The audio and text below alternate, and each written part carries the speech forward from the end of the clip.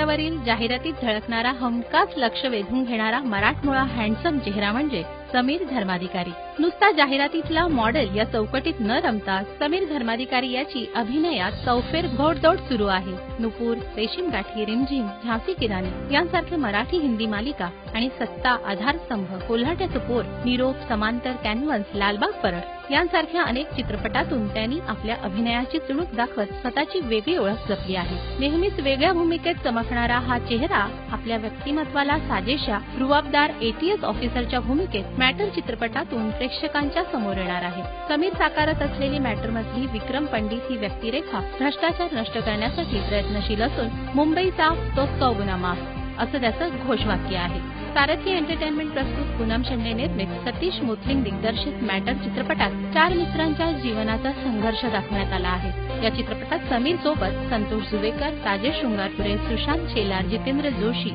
उषा नाडकर्णी यांच्याही महत्त्वाच्या भूमिका आहेत।